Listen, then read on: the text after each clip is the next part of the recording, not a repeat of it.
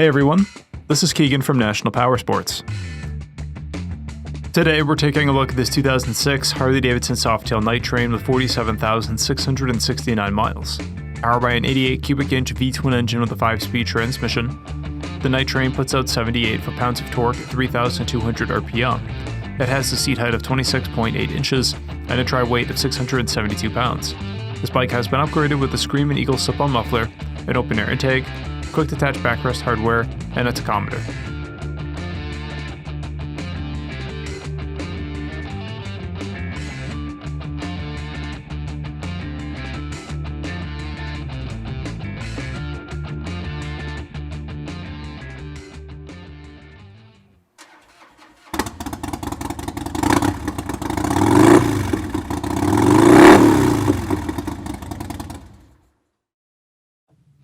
This opportunity vehicle is being sold as is without a warranty. We encourage you to see and hear the bike in person. If you are unable to, we will be happy to do a live inspection via Skype or FaceTime. Please give us a call for more information. We have also purchased a CycleCheck's vehicle history report. You can view this report by clicking on the link on the right side of the video.